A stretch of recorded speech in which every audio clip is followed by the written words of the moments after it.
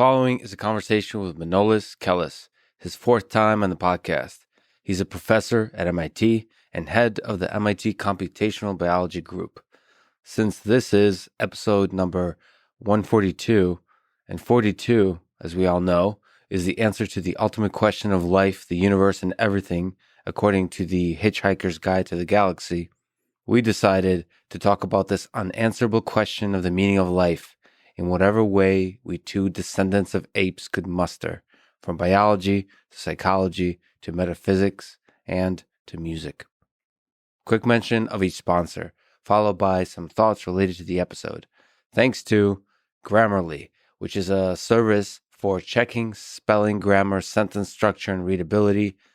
Athletic Greens, the all-in-one drink that I start every day with to cover all my nutritional bases. And Cash App, the app I use to send money to friends. Please check out these sponsors in the description to get a discount and to support this podcast. As a side note, let me say that the opening 40 minutes of the conversation are all about the many songs that formed the soundtrack to the journey of Manolis' life. It was a happy accident for me to discover yet another dimension of depth to the fascinating mind of Manolis. I include links to YouTube versions of many of the songs we mention in the description and overlay lyrics on occasion. But if you're just listening to this without listening to the songs or watching the video, I hope you still might enjoy, as I did, the passion that Manolis has for music, his singing of the little excerpts from the songs, and in general, the meaning we discuss that we pull from the different songs. If music is not your thing, I do give timestamps to the less musical and more philosophical parts of the conversation. I hope you enjoy this little experimenting conversation about music and life. If you do, please subscribe on YouTube, review it with 5 stars on Apple Podcasts, follow on Spotify, support on Patreon, or connect with me on Twitter at Lex Friedman.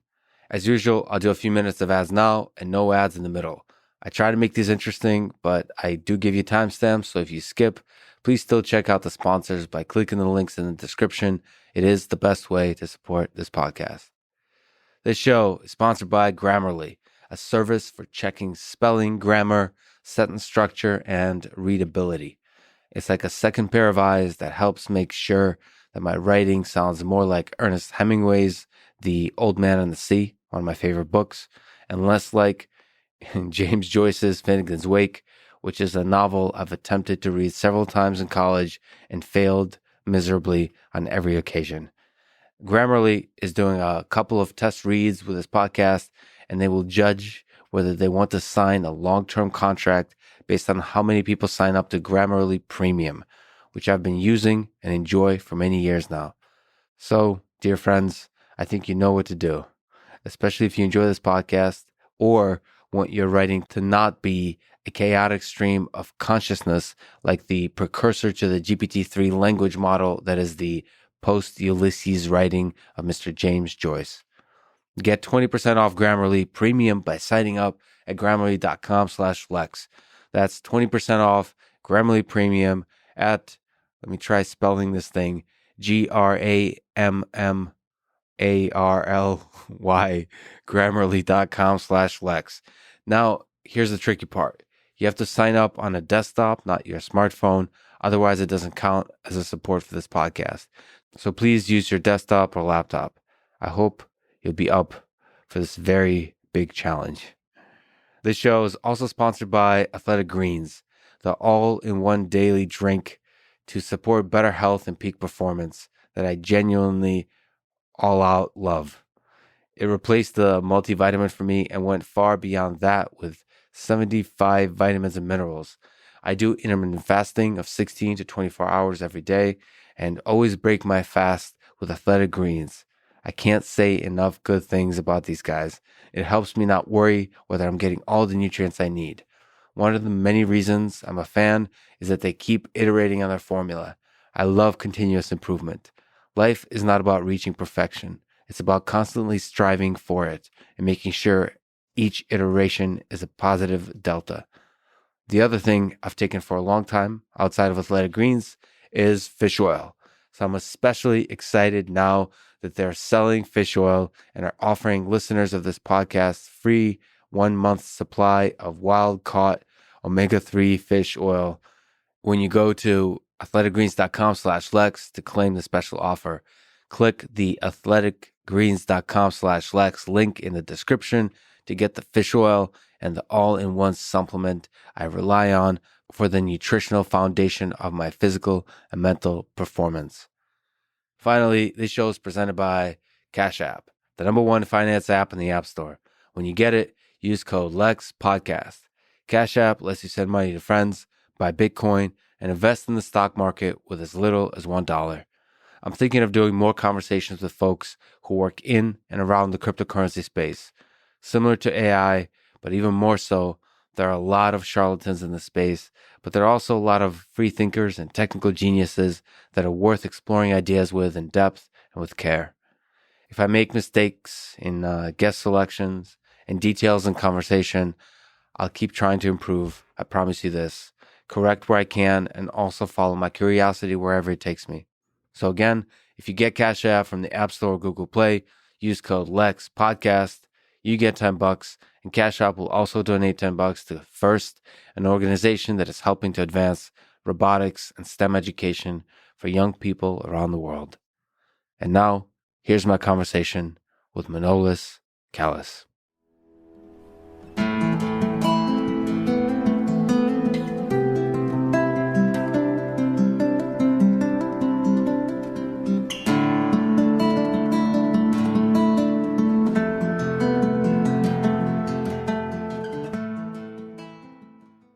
You mentioned Leonard Cohen and the song Hallelujah as a beautiful song. So what are the 3 songs you draw the most meaning from about life? Don't get me started. So there's really countless songs that have marked me, that have sort of shaped me in periods of joy and in periods of sadness. My son likes to joke that I have a song for every sentence he will say, because very often I will break into a song with a sentence he'll say. My wife calls me the radio because I can sort of recite hundreds of songs that have really shaped me. So it's going to be very hard to just pick a few. So I'm just going to tell you a little bit about my song transition as I've grown up. In Greece, it was very much about, as I told you before, the misery, the poverty, but also overcoming adversity. So some of the songs that have really shaped me are Haris Alexiou, for example, is one of my favorite singers in Greece. And then there's also really just old traditional songs that my parents used to listen to. Like one of them is An imoun plousios, which is basically, if I was rich. And the song is painting this beautiful picture about all the noises that you hear in the neighborhood, in his poor neighborhood, the train going by, the priest walking to the church, and the kids crying next door and all of that. And he says, with all of that, I'm having trouble falling asleep and dreaming. If I was rich. And then it was like, breaking into that. So it's this juxtaposition between the spirit and the sublime, and then the physical and the harsh reality. It's just not having troubles, not being miserable. So basically, rich to him just means out of my misery, basically. And then also being able to travel, being able to sort of be the captain of a ship and, see the world and stuff like that. So it's just such beautiful imagery. So many of the Greek songs, just like the poetry we talked about, they acknowledge the cruelty, the difficulty of life, but are longing for a better life. That's exactly right. And another one is Ftoxologia. And this is one of those songs that has like a fast and joyful half and a slow and sad half. And it goes back and forth between them. And it's like, Ftoxologia yevsena kathe mu dragouthi. So poor, basically, it's the state of being poor. I don't even know if there's a word for that in English. And then fast part is ta χέρια σου μεγάλωσαν και πόνεσαν και μάτωσαν. So and then it's like, basically poor, like the state of being poor and misery. For you, I write all my songs, etc. And then the fast part is in your arms grew up and suffered and, stood up and, rose, men with clear vision. This whole concept of taking on the world with nothing to lose because you've seen the worst of it. This imagery of Psilaki parisopula charasta korisopula. So it's describing the young men as cypress trees. And that's probably one of my earliest exposure to a metaphor, to sort of, this very rich imagery. And I love about the fact that I was reading a story to my kids the other day and it was dark. And my daughter, who's 6, is like, oh, can I please see the pictures? And Jonathan, who's 8, so my daughter Cleo, is like, oh, let's look at the pictures. And my son Jonathan, he's like, but Cleo, if you look at the pictures, it's just an image. If you just close your eyes and listen, it's a video. That's brilliant. It's beautiful. Yeah, and he's basically showing just how much more the human imagination has besides just a few images that, the book will give you. And then another one, oh gosh, this one is really like miserable. It's it's called Sto perigiali, to kryfo. And it's basically describing how vigorously we took on our life and we pushed hard towards a direction that we then realized was the wrong one. And it again, these songs give you so much perspective. There's no songs like that in English that will basically, sort of just smack you in the face about sort of the passion and the force and the drive. And then it turns out, we just followed the wrong life. Yeah. And it's like, whoa. Okay, so that was your... All right, so that's like before 12. Yeah. So growing up in sort of this horrendously miserable, sort of view of romanticism of, suffering. So then my preteen years is like, learning English through songs. So basically, listening to all the American pop songs and then memorizing them vocally before I even knew what they meant. So, Madonna and Michael Jackson and all of these sort of really popular songs and, George Michael and just songs that I would just listen to the radio and repeat vocally. And eventually, as I started learning English, I was like, oh, wow, this thing I've been repeating. I now understand what it means without re-listening to it, but just with re-repeating it. I was like, oh.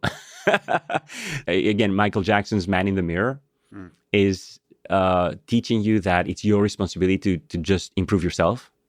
If you want to make the world a better place, take a look at yourself and make the change. This whole concept of, again, all of these songs, you can listen to them shallowly, or you can just listen to them and say, oh, there's deeper meaning here. And I think there's a certain philosophy of song as a way of touching the psyche. So if you look at regions of the brain, people who have lost their language ability because they have an accident in that region of the brain can actually sing because it's exactly the symmetric region of the brain. Wow. And that, again, teaches you so much about language evolution and sort of the duality of musicality and, rhythmic patterns and eventually language. Do you have a sense of why songs developed? So you're kind of suggesting that it's possible that there is something important about our connection with song and with music on the level of the importance of language. Is it possible that it's not just possible? In my view, language comes after music. Language comes after song. No, seriously. Like basically, my view of human cognitive evolution is rituals. If you look at many early cultures, there's rituals around every stage of life. There's organized dance performances around mating. And if you look at mate selection, that's an evolutionary drive right there. So basically, if you're not able to string together a complex dance as a bird, you don't get a mate. And that actually forms this development for many song-learning birds. Not every bird knows how to sing, and not every bird knows how to learn a complicated song. So basically, there's birds that simply have the same few tunes that they know how to play, and a lot of that is inherent and genetically encoded. And others are birds that learn how to sing. And if you look at a lot of these exotic birds of paradise and stuff like that, like the mating rituals that they have are enormously amazing. And I think human mating rituals of, ancient tribes are not very far off from that.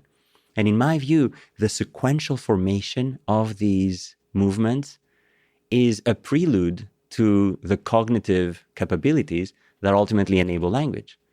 It's fascinating to think that that's not just an accidental precursor to intelligence. Yeah. It's sexually selected. It's sexually selected, and it's a prerequisite. Yeah. It's required for intelligence. And even as language has now developed, I think the artistic expression is needed, like badly needed by our brain. So it's not just that, oh, our brain can kind of, take a break and go do that stuff. No, I mean, I don't know if you remember that scene from, oh gosh, what's that Jack Nicholson movie in New Hampshire? All work and no play make Jack a dull boy. A dull boy. The Shining. The Shining. So there's this amazing scene where he's constantly trying to concentrate, and what's coming out of the typewriter is just gibberish. Yeah. And I have that image as well when I'm working, and I'm like, no, basically all of these crazy, huge number of hobbies that I have, they're not just tolerated by my work, they're required by my work. This ability of sort of stretching your brain in all these different directions is connecting your emotional self and your cognitive self.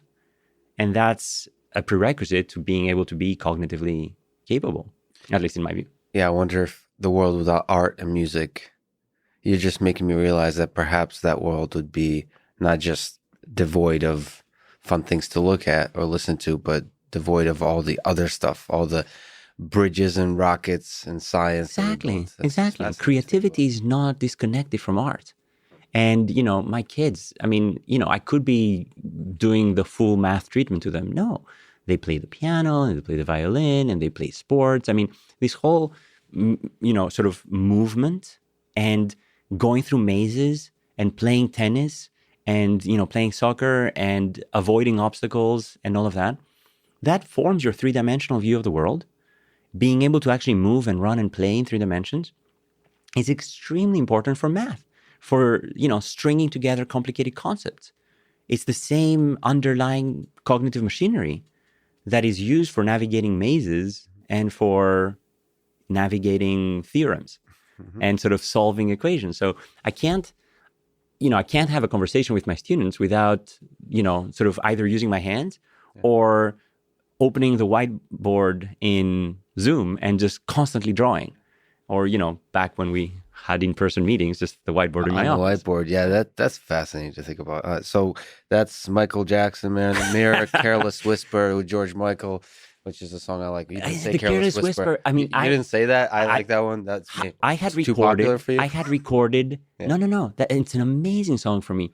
I had recorded a small part of it as it played at the tail end of the radio, and I had a tape where I only had part of that song. Part of that song, you just and sing I it over just and over. played it over and over and over again. Just so beautiful. It's so heartbreaking. That song is almost Greek. It's so heartbreaking. I know.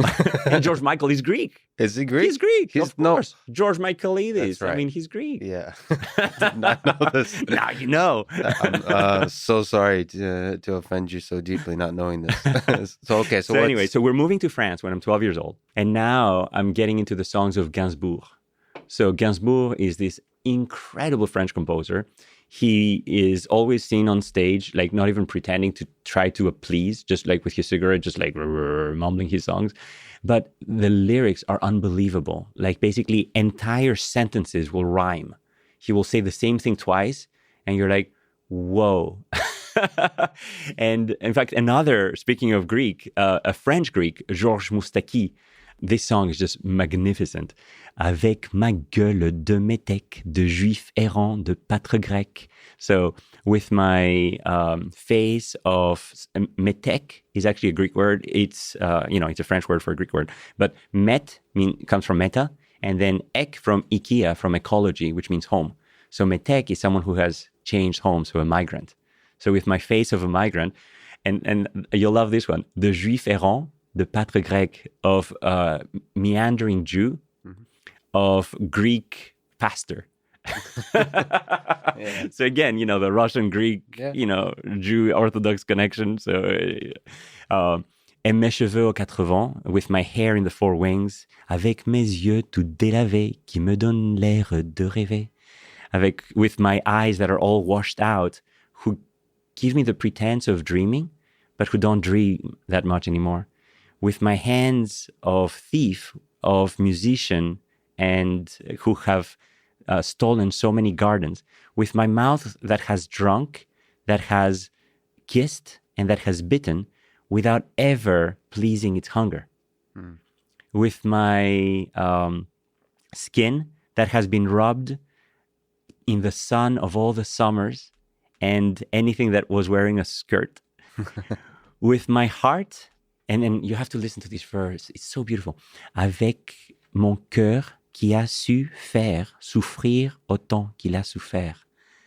With my heart that knew how to make suffer as much as it suffered, but was able to, that knew how to make, in French is actually su faire, that knew how to make, qui a su faire souffrir autant qu'il a souffert. I mean, it's verses that span the whole thing. It's just beautiful. Do you know, on a small tangent, do you know Jacques Brel?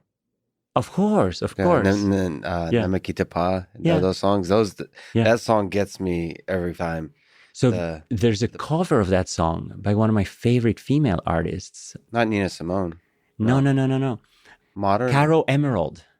She's from Amsterdam. And she has a version of Ne me quitte pas where she's actually added some English lyrics. And it's really beautiful. But again, Ne me quitte pas is just so, I mean, it's, the promises, the volcanoes that, will restart. Yeah. It's just so beautiful. And I love, there's not many songs that show such depth of desperation for another human being. That's so powerful. Unapologetic. Yeah. Des perles de pluie venant de pays où il ne pleut pas. And then high school, now I'm starting to learn English. So I moved to New York. So Sting's Englishman in New York. Yeah. Magnificent song. And again, there's, if manners maketh manners, someone said, then he's the hero of the day. It takes a man to suffer ignorance and smile. Be yourself, no matter what they say. And then, takes more than combat gear to make a man. Takes more than a license for a gun. Confront your enemies, avoid them when you can. A gentleman will walk but never run. Again, you're talking about songs that teach you how to live. I mean, this is one of them. Basically says, it's not the combat gear that makes a man. Where's the part where he says, there you go. Gentleness, sobriety are rare in this society. At night a candle's brighter than the sun. So beautiful. He basically says, well, you just might be the only one. Modesty, propriety can lead to notoriety. You could end up as the only one. It basically tells you, you don't have to be like the others. Be yourself. Show kindness. Show generosity. Don't let that anger get to you. You know the song Fragile. How fragile we are. How fragile we are. So again, as in Greece, I didn't even know what that meant, how fragile we are, but the song was so beautiful. And then eventually I learned English and I actually understand the lyrics. And the song is actually written after the Contras murdered Ben Linder in 1987. And the US eventually turned against supporting these guerrillas. And it was just a political song, but such a realization that you can't win with violence, basically.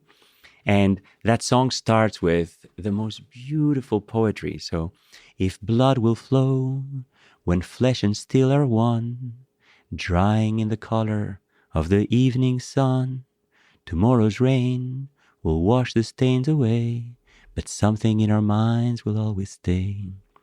Perhaps this final act was meant to clinch a lifetime's argument that nothing comes from violence and nothing ever could. For all those born beneath an angry star, lest we forget how fragile we are. Damn, right? I mean, that's poetry. It was beautiful. And he's using the English language in just such a refined way with deep meanings, but also words that rhyme just so beautifully and evocations of when flesh and steel are one. I mean, it's just mind-boggling. Yeah. And then, of course, the refrain that everybody remembers is on and on the rain will fall, etc. But like this Tears beginning. From a star, wow. Yeah. And again, Tears from a Star, how fragile we are. Yeah. I mean, just these rhymes are just flowing so naturally. It seems that more meaning comes when there's a rhythm. that Of course. I don't know what that is. That probably connects to exactly what you were And saying. if you pay close attention, you will notice that the more obvious words sometimes are the second verse, and the less obvious are often the first verse, because it makes the second verse flow much more naturally, because otherwise it feels contrived. Oh, you went and found this like unusual word. Yes. In dark moments, the whole album of Pink Floyd and the movie just marked me enormously as a teenager, just The Wall. And there's one song that never actually made it into the album that's only there in the movie, about when the tigers broke free. And the tigers are the tanks of the Germans. And it just describes, again, this vivid imagery. It was just before dawn, one miserable morning in Black 44, when the forward commander was told to sit tight when he asked that his men be withdrawn. And the generals gave thanks as the other ranks held back the enemy tanks for a while. And the Anzio bridgehead was held for the price of a few hundred ordinary lives. So that's a theme that keeps coming back in Pink Floyd with us versus them. Us and them, God only knows that's not what we would choose to do. Forward, he cried from the rear, and the front rows died, from another song. It's like this whole concept of us versus them. And there's that theme of us versus them again, where the child is discovering how his father died when he finds and I found it one day in a drawer of old photographs hidden away. And my eyes still grow damp to remember His Majesty's sign with his own rubber stamp. So it's so ironic, because it seems the way that he's writing it, that he's not crying because his father was lost. He's crying because kind old King George took the time to actually write mother a note about the fact that his father died. Yeah. It's so ironic, because it basically says we are just ordinary men, and of course we're disposable. So I don't know if you know the root of the word pioneers. No. But you had a chessboard here earlier. A pawn in French is a pion. They are the ones that you send to the front to get murdered, slaughtered. This whole concept of pioneers having taken this whole disposable ordinary men to actually be the ones that, we're now treating as heroes. So anyway, there's this juxtaposition of that. And then the part that always just strikes me is the music, and the tonality totally changes. And now he describes the attack. It was dark all around. There was frost in the ground when the tigers broke free. And no one survived from the Royal Fusiliers Company Z. They were all left behind, most of them dead, the rest of them dying. And that's how the High Command took my daddy from me. And that song, even though it's not in the album, explains the whole movie. Because it's this movie of misery. It's this movie of someone being stuck in their head and not being able to get out of it. There's no other movie that I think has captured so well this prison that is someone's own mind. And this wall that you're stuck inside, and this, feeling of loneliness. And sort of, is there anybody out there? Yeah.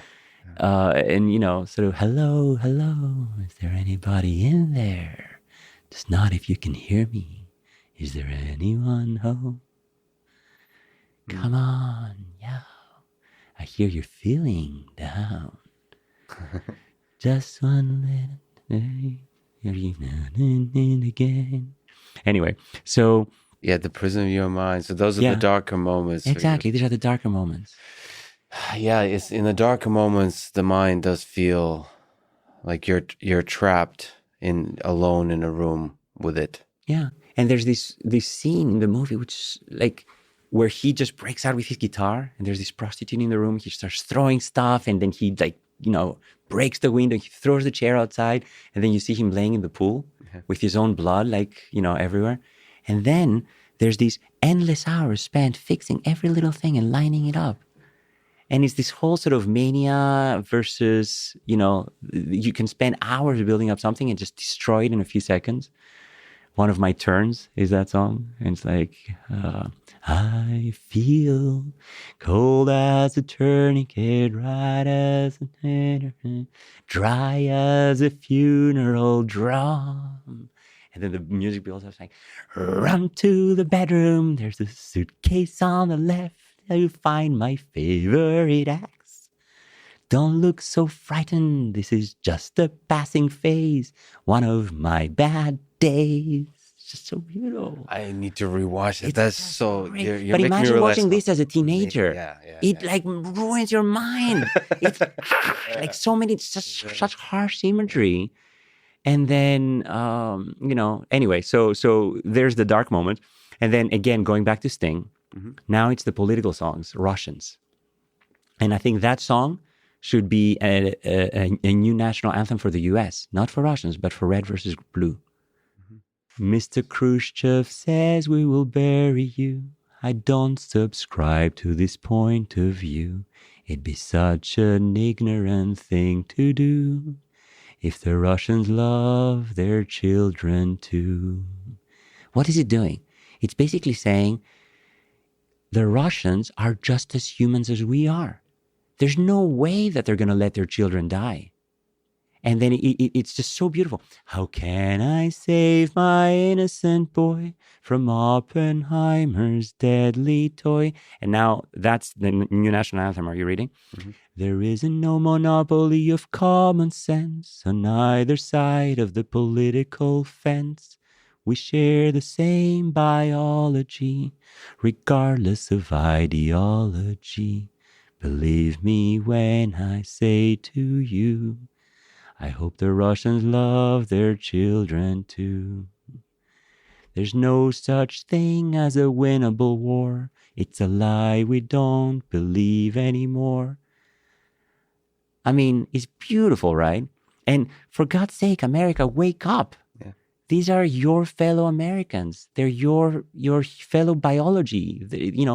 There is no monopoly of common sense on either side of the political fence. It's just so beautiful. There's no crisper, simpler way to say Russians love their children too. Yeah. The common humanity. Yeah. And remember what I was telling you, I think in one of our first podcasts, about the daughter who's crying for her husband, for her brother to come back from war. And then the Virgin Mary appears and says, who should I take instead? This Turk, here's his family, here's his children. This other one, he just got married, etc. And that basically says, no. I mean, if you look at The Lord of the Rings, the enemies are these monsters. They're not human. And that's what we always do. We always say, they're not like us. They're different. They're not humans, etc. So there's this dehumanization that has to happen for people to go to war. If you realize just how close we are genetically one with the other, this whole 99.9% identical, you can't bear weapons against someone who's like that. And the things that are the most meaningful to us in our lives at every level is the same on all sides, on both sides. Exactly. So not just that we're genetically the same. Yeah. We're ideologically the same. We love our children. We love our country. We will fight for our family. Yeah. So, and the last one I mentioned last time we spoke, which is Joni Mitchell's Both Sides Now. So she has 3 rounds, one on clouds, one on love, and one on life.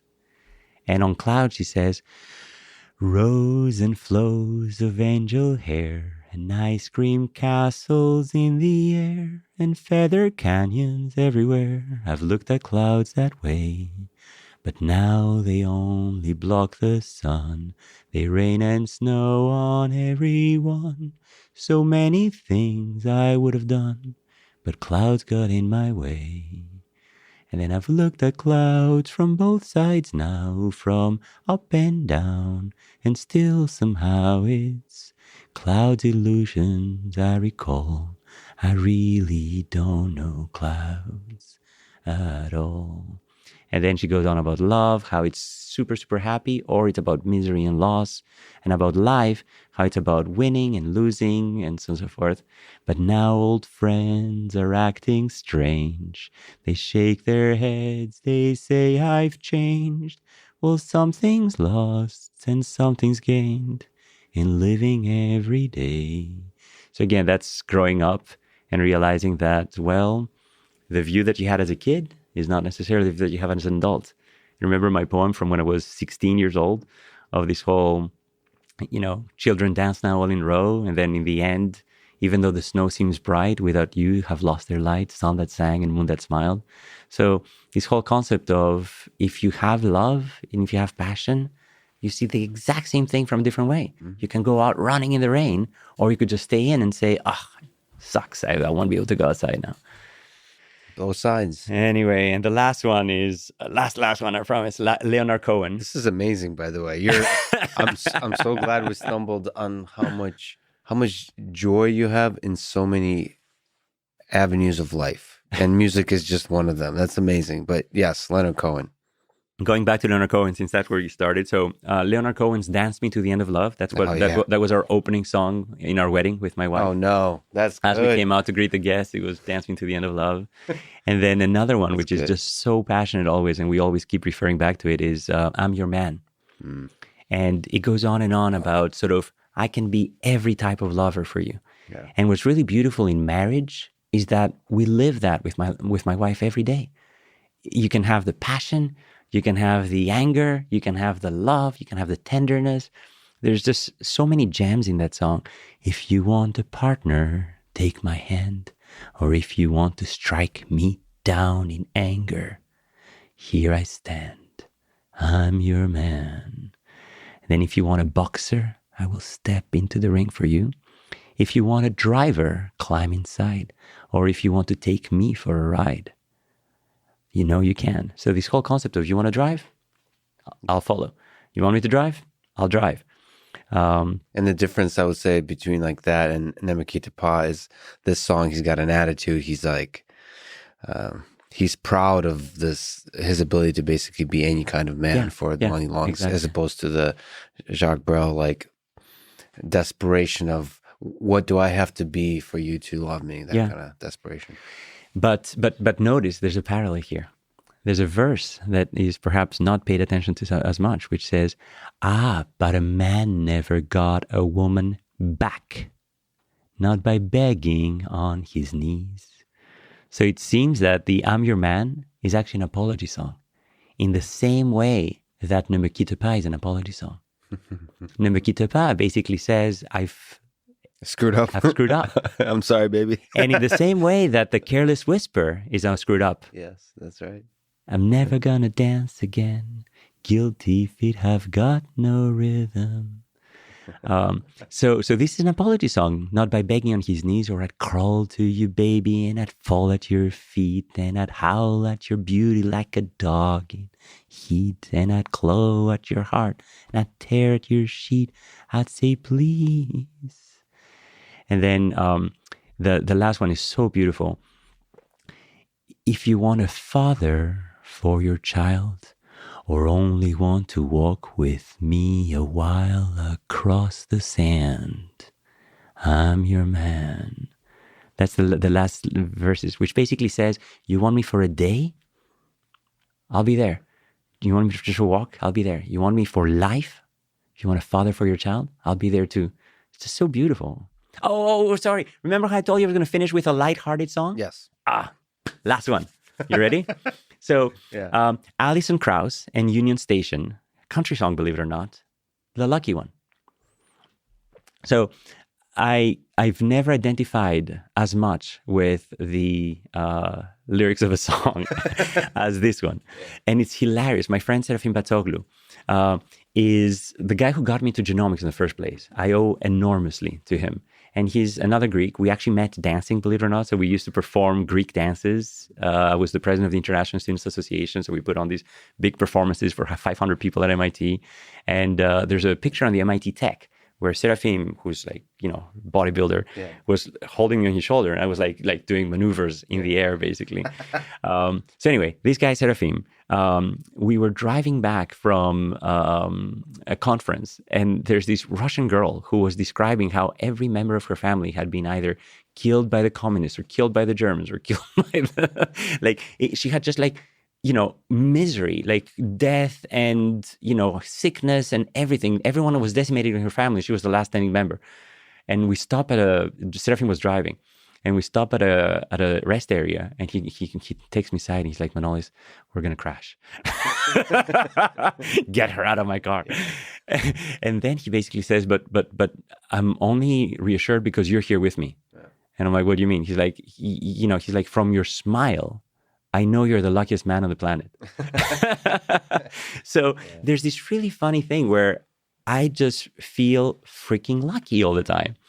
And it's a question of attitude. Of course, I'm not any luckier than any other person, but every time something horrible happens to me, I'm like, and in fact, even in that song, the song about sort of, walking on the beach and this, sort of taking our life the wrong way and then, having to turn around. At some point, he's like, in the fresh sand, we wrote her name. Orea so how nicely that the wind blew and the writing was erased. So again, it's this whole sort of not just saying, oh, bummer, but, oh, great, I just lost this. This must mean something. Right? This horrible thing happened. It must open the door to a beautiful chapter. So Alison Krauss is talking about the lucky one. So I was like, oh my God, she wrote a song for me. And she goes, you're the lucky one, I know that now. As free as the wind blowing down the road. Loved by many, hated by none. I'd say you are lucky because you know what you've done. Not the care in the world, not the worry inside. Everything's gonna be all right because you're the lucky one. And then she goes, you're the lucky one, always having fun, a jack of all trades, a master of none. You look at the world with the smiling eyes and laugh at the devil as his train rolls by. I'll give you a song and a one-night stand. You'll be looking at a happy man because you're the lucky one. It basically says, if you just don't worry too much, if you don't try to be, a one-trick pony, if you just embrace the fact that you might suck at a bunch of things, but you're just going to try a lot of things. And then there's another verse that says, well, you're blessed, I guess, but never knowing which road you're choosing. To you, the next best thing to playing and winning is playing and losing. It's just so beautiful because he basically says, if you try your best, but it's still playing, if you lose, it's okay. You had an awesome game. And again, superficially, it sounds like a super happy song. But then there's the last verse basically says, no matter where you're at, that's where you'll be. You can bet your luck won't follow me. Just give you a song and then one night stand, you'll be looking at a happy man. And then in the video of the song, she just walks away or he just walks away or something like that. And it basically tells you that freedom comes at a price. Freedom comes at the price of non-commitment. This whole sort of birds who love or birds who cry. You can't really love unless you cry. You can't just be the lucky one, the happy boy, la la la, and yet have a long-term relationship. Yeah. So it's, on one hand, I identify with the shallowness of this song of, you're the lucky one, jack of all trades, a master of none. But at the same time, I identify with a lesson of, well, you can't just be the happy, merry-go-lucky all the time. Sometimes you have to embrace loss. And sometimes you have to embrace suffering. And sometimes you have to embrace that if you have a safety net, you're not really committing enough. You're not, basically, you're allowing yourself to slip. But if you just go all in and you just, let go of your reservations, that's when you truly will get somewhere.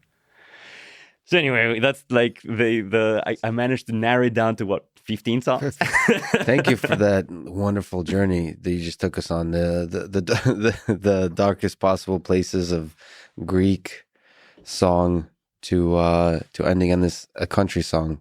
I haven't heard it before, but that's exactly right. I feel the same way.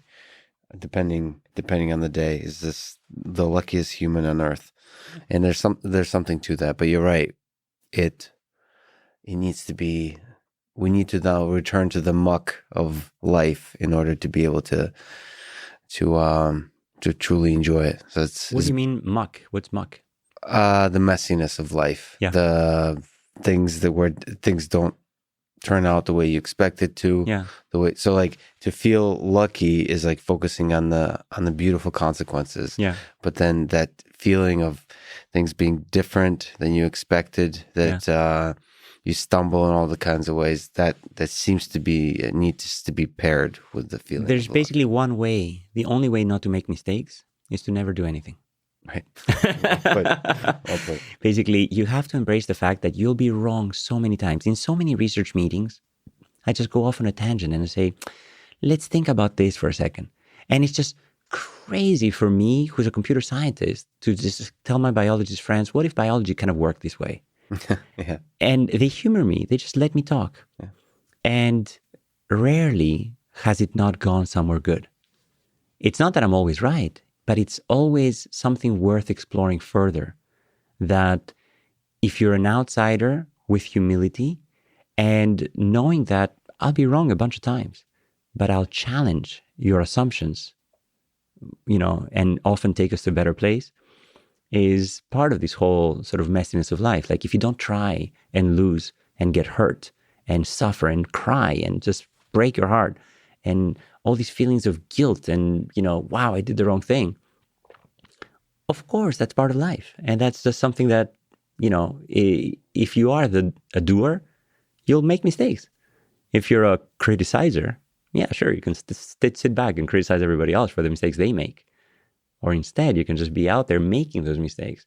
And frankly, I'd rather be the criticized one than the criticizer. Brilliantly put. Every time somebody steals my bicycle, I say, well, no, my son's like, why do they steal our bicycle, Dad? And I'm like, aren't you happy that you have bicycles that people can steal? I'd rather be the person stolen from than the stealer. Yeah. It's not the critic that counts. Yeah. So we've just talked amazingly about life from the music perspective. Let's talk about human life from perhaps other perspective and its meaning. So this is episode 142. There is perhaps an absurdly deep meaning to the number 42 that our culture has elevated. So this is a perfect time to talk about the meaning of life. We've talked about it already, but do you think this question that's so simple and so seemingly absurd has value of what is the meaning of life? Is it something that raising the question and trying to answer it, is that a ridiculous pursuit, or is there some value? Is it answerable at all? So first of all, I feel that we owe it to your listeners to say why 42. Sure.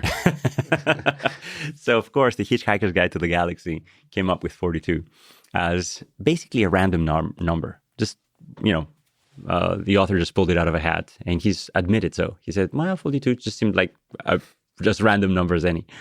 But in fact, there's many numbers that are linked to 42.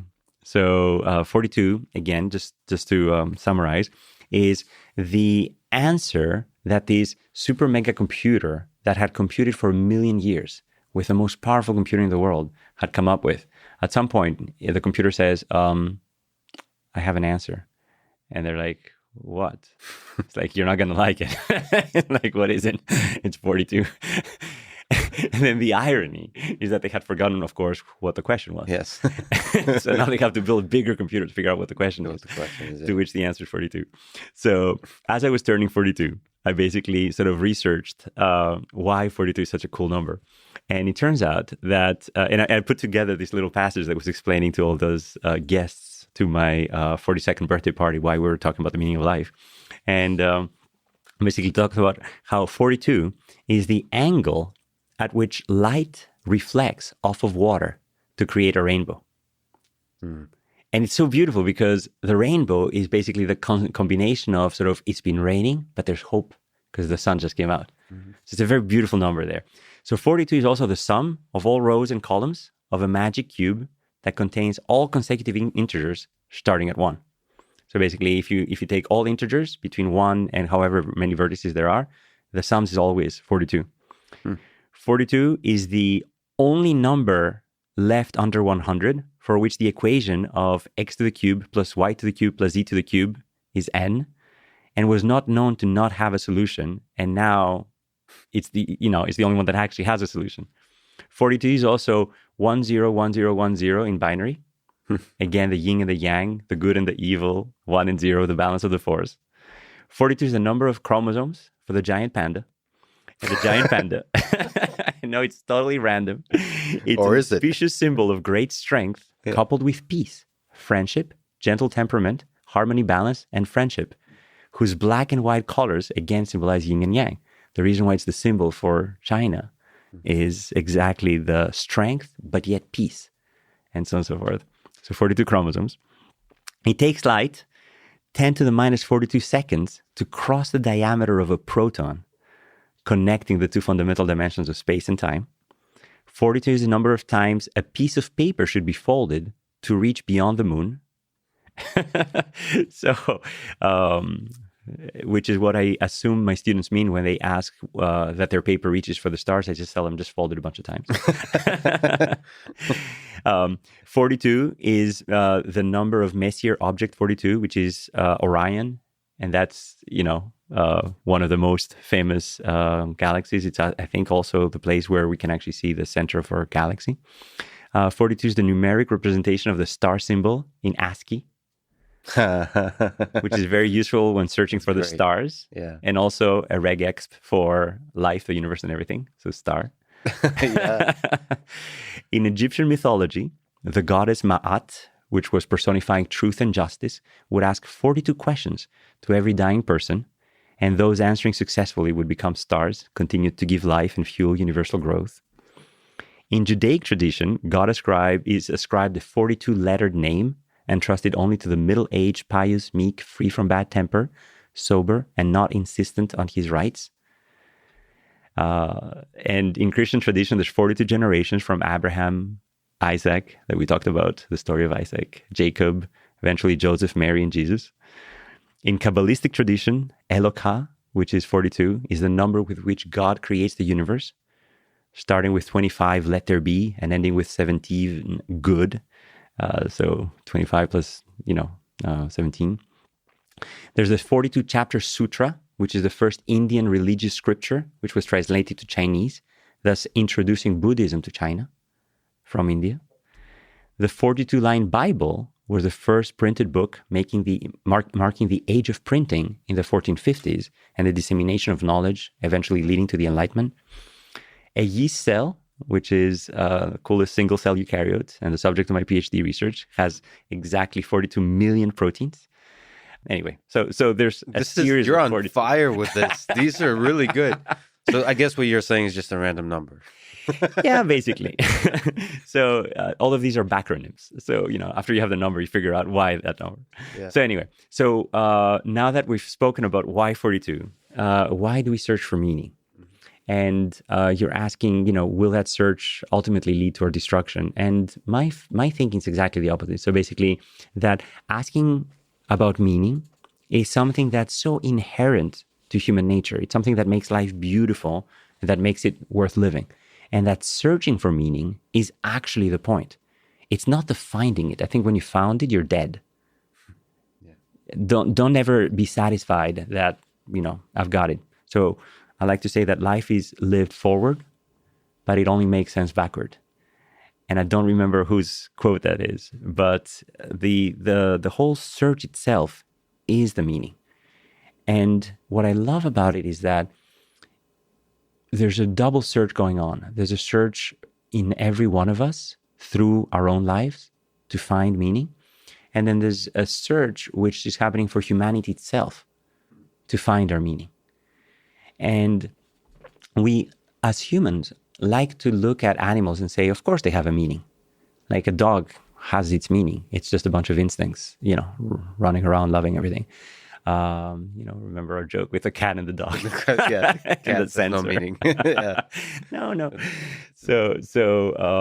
And I'm noticing the yin yang symbol right here with this whole panda, black and white, and the 010. You're on fire with that 42. Some of those are gold. ASCII value for the star symbol. Damn. Anyway, so basically, in my view, the search for meaning and the act of searching for something more meaningful is life's meaning by itself. The fact that we kind of always hope that, yes, maybe for animals that's not the case, but maybe humans have something that we should be doing and something else. And it's not just about procreation. It's not just about dominance. It's not just about strength and feeding, etc.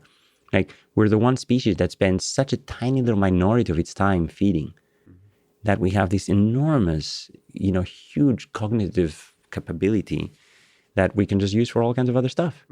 And that's where art comes in. That's where, the healthy mind comes in with, exploring all of these different aspects that are just not directly tied to a purpose. That's not directly tied to a function.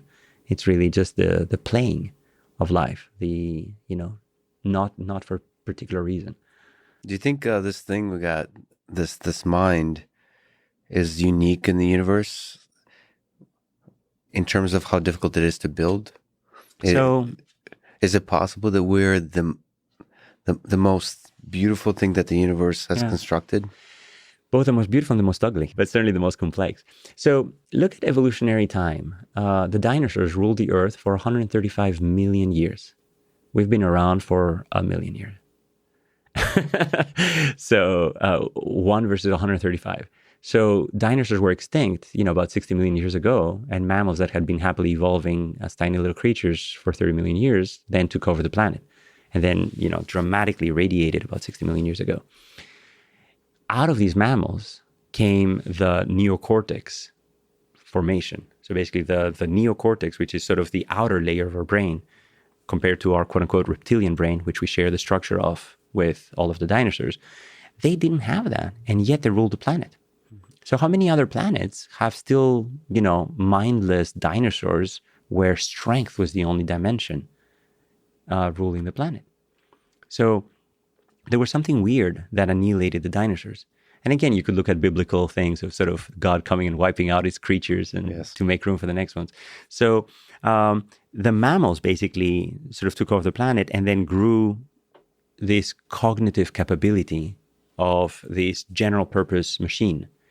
And primates pushed that to extreme, and humans among primates have just exploded that hardware. But that hardware is selected for survival. It's selected for procreation. It's initially selected with this very simple Darwinian view of the world of random mutation, ruthless selection, and then selection for making more of yourself. If you look at human cognition, it's gone down a weird evolutionary path in the sense that we are expending an enormous amount of energy on this apparatus between our ears that is wasting, 15% of our bodily energy, 20%, like some enormous percentage of our calories go to function our brain. No other species makes that big of a commitment. That has basically taken energetic changes for efficiency on the metabolic side for humanity to basically power that thing. And our brain is both enormously more efficient than other brains, but also, despite this efficiency, enormously more energy consuming. So, and if you look at just the sheer folds that the human brain has, again, our skull could only grow so much before it could no longer go through the pelvic opening and kill the mother at every birth. So, but yet the folds continued, effectively creating just so much more capacity. The evolutionary context in which this was made is enormously fascinating, and it has to do with other humans that we have now killed off or that have gone extinct. And that has now created this weird place of humans on the planet as the only species that has this enormous hardware. So that can basically make us think that there's something very weird and unique that happened in human evolution that perhaps has not been recreated elsewhere. Maybe the asteroid didn't hit, sister Earth, and dinosaurs are still ruling, and any kind of proto-human is squished and eaten for breakfast, basically. However, we're not as unique as we like to think because there was this enormous diversity of other human-like forms.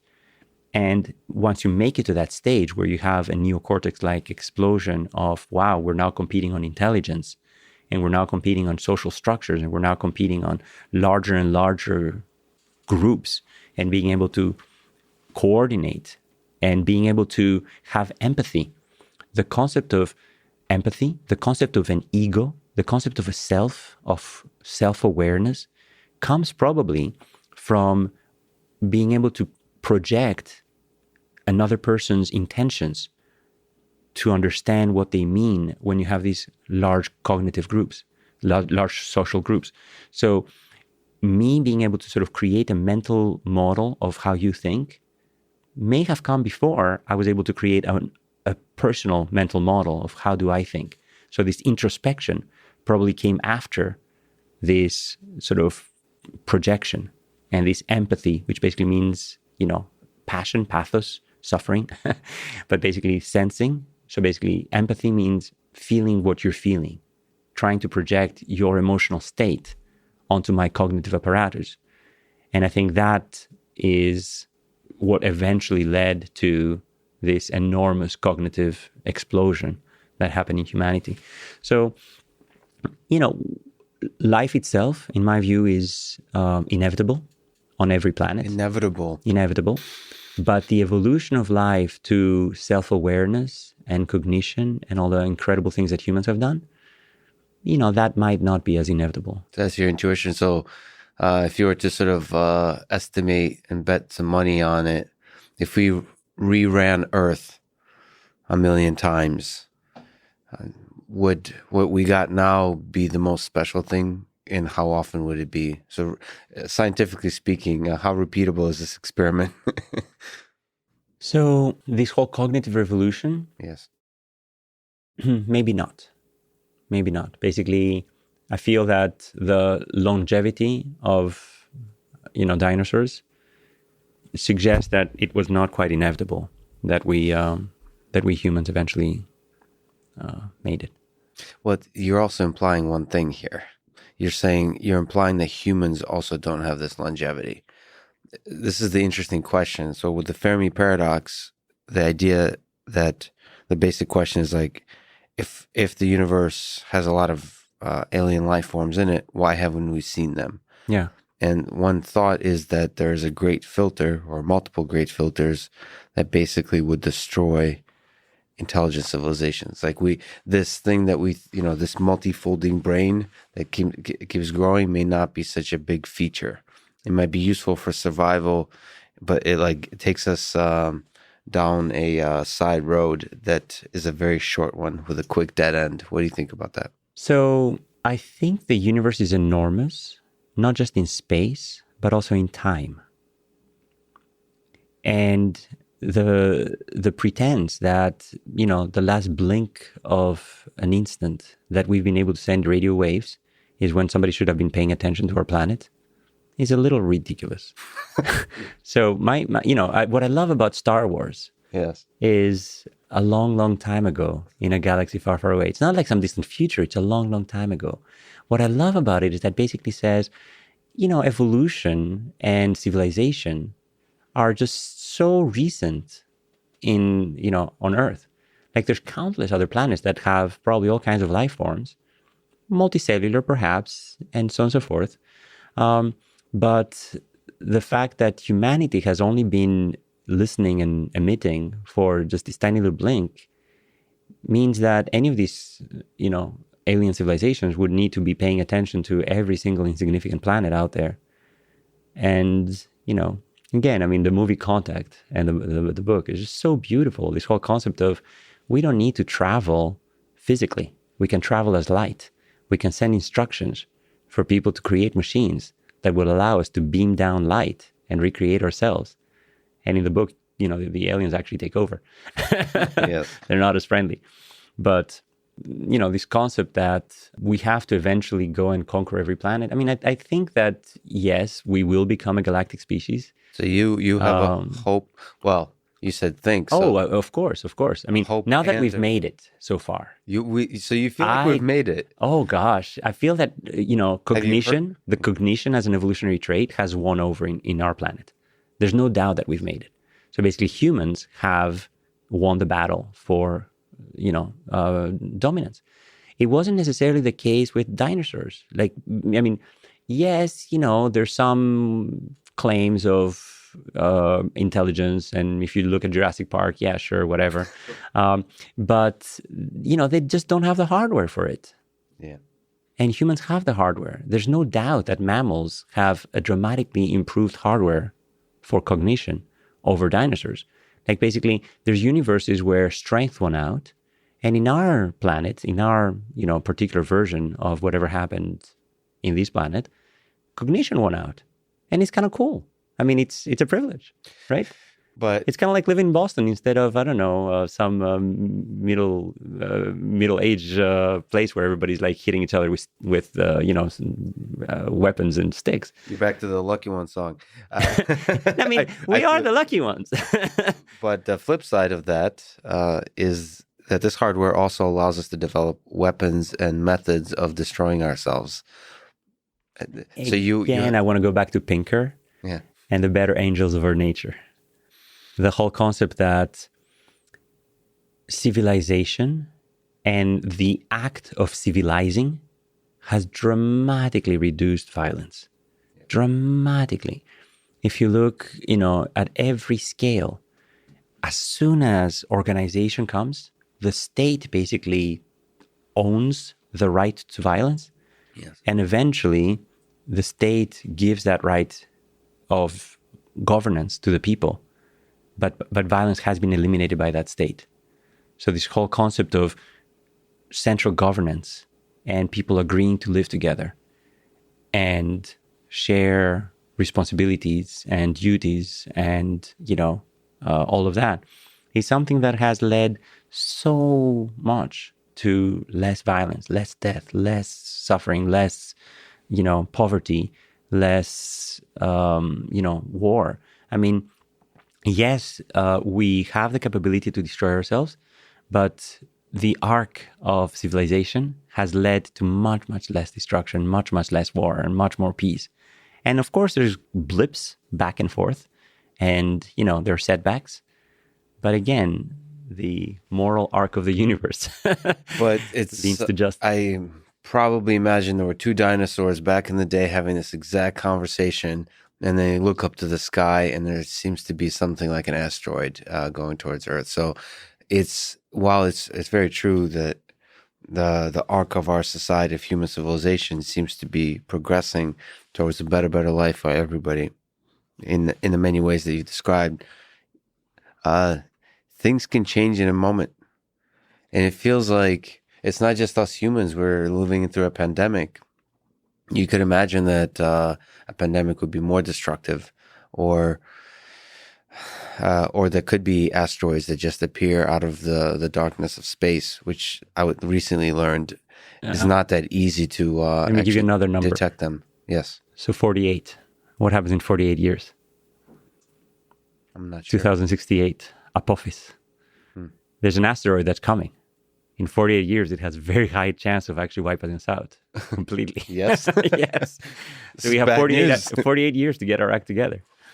It's not like some distant hypothesis. Yes. Like, yeah, sure, they're hard to detect, but this one we know about. It's coming. Yeah. So how do you feel about that? Why are you still so optimistic? Oh, gosh, I'm so happy with where we are now. This is going to be great. Seriously, if you look at progress, if you look at, again, the speed with which knowledge has been transferred, what has led to humanity making so many advances so fast? Okay. So what has led to humanity making so many advances is not just the hardware upgrades. It's also the software upgrades. So by hardware upgrades, I basically mean our neocortex and the expansion and these layers and, folds of our brain and all of that. That's the hardware. The software hasn't, the hardware hasn't changed much in the last, 70,000 years. As I mentioned last time, if you take a person from ancient Egypt and you bring them up now, they're just as equally fit. Mm-hmm. So hardware hasn't changed. What has changed is software. What has changed is that we are growing up in societies that are much more complex. This whole concept of neoteny basically allows our exponential growth.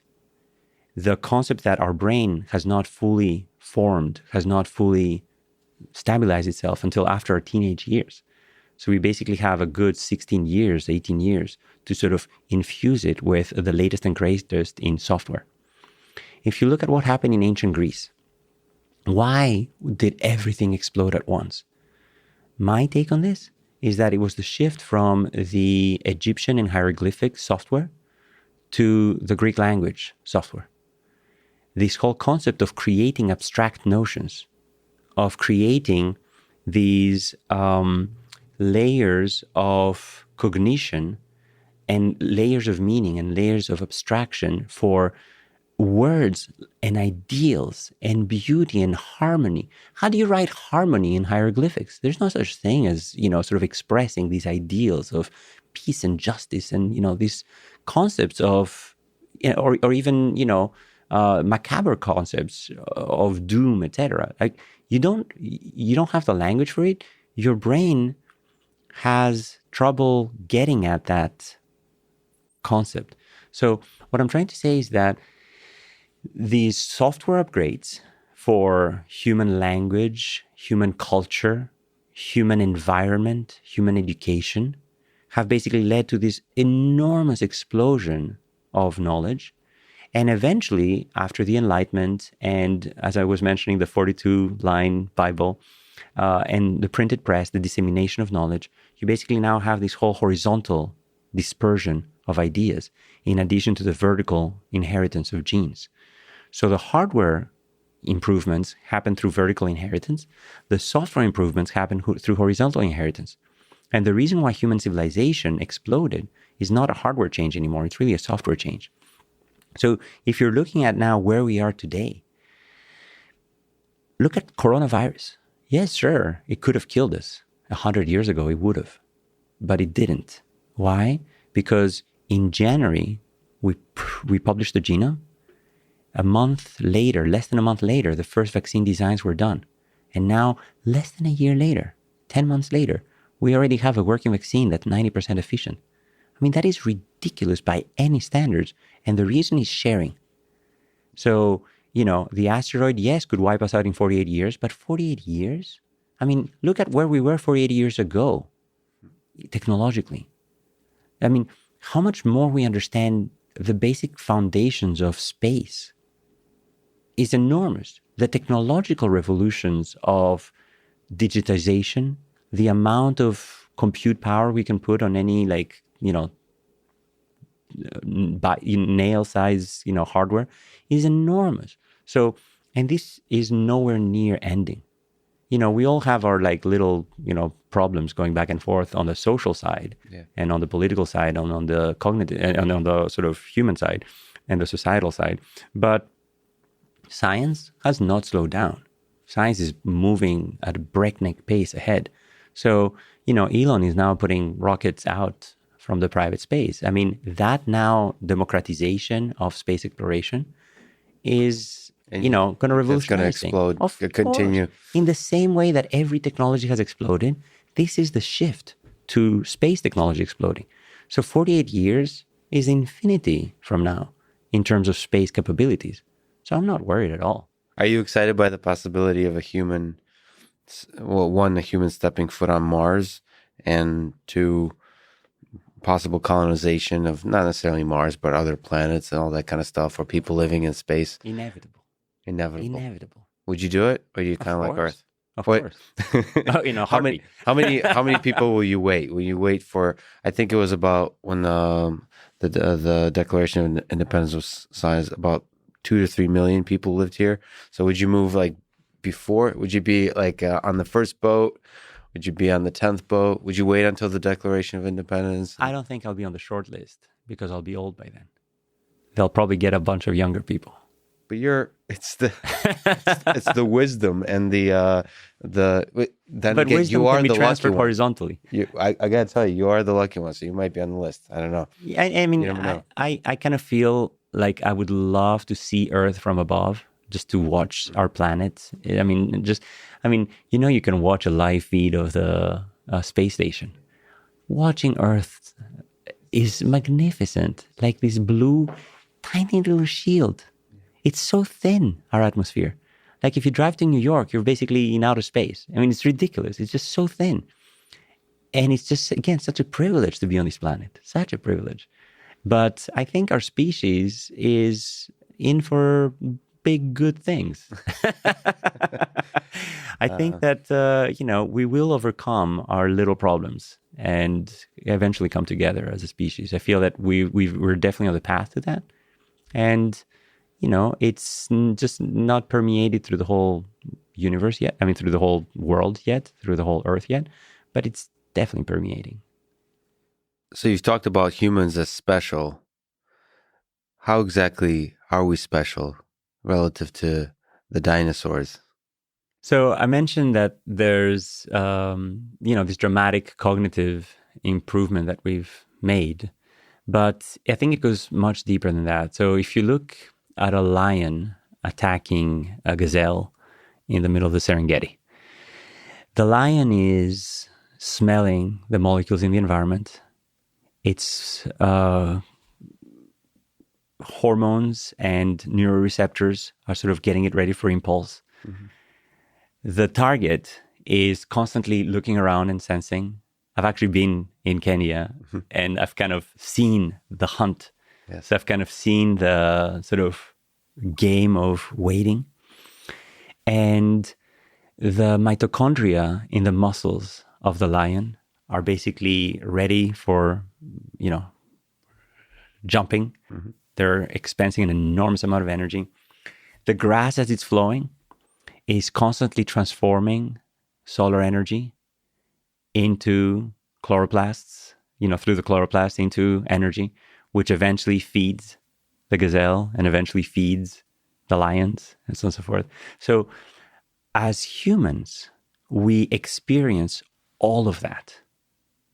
But the lion only experiences one layer. The mitochondria in its body are only experiencing one layer. The chloroplasts are only experiencing one layer. The, photoreceptors and the smell receptors and the chemical receptors, like the lion always attacks against the wind so that it's not smelled. Like all of these things are one layer at a time. And we humans somehow perceive the whole stack. So going back to software infrastructure and hardware infrastructure, if you design a computer, you basically have a physical layer that you start with. And then on top of that physical layer, you have, the electrical layer. And on top of the electrical layer, you have basically gates and logic and an assembly layer. And on top of the assembly layer, you have your, higher order, higher level programming. And on top of that, you have your deep learning routine, etc. And on top of that, you eventually build a cognitive system that's smart. I want you to now picture this cognitive system becoming not just self-aware, but also becoming aware of the hardware that it's made of and the atoms that it's made of, and so on and so forth. So it's as if your AI system, and there's this beautiful scene in 2001: Odyssey of Space, where Hal, after Dave starts disconnecting him, is starting to sing a song about daisies, etc. And Hal is basically saying, Dave, I'm losing my mind. I can feel I'm losing my mind. It's just so beautiful. This concept of self-awareness, of knowing that the hardware is no longer there, is amazing. And in the same way, humans who have had accidents are aware that they've had accidents. So there's this self-awareness of AI that is, this beautiful concept about, sort of the eventual cognitive leap to self-awareness. But imagine now the AI system actually breaking through these layers and saying, wait a minute, I think I can design a slightly better hardware to get me functioning better. And that's what basically humans are doing. So if you look at our reasoning layer, it's built on top of a cognitive layer. And the reasoning layer we share with AI. It's kind of cool. Mm-hmm. Like there is another thing on the planet that can integrate equations, and it's man-made. But we share computation with them. We share this cognitive layer of playing chess. We're not alone anymore. We're not the only thing on the planet that plays chess. Now we have AI that also plays chess. But in some sense, that particular organism, AI as it is now, only operates in that layer. Exactly.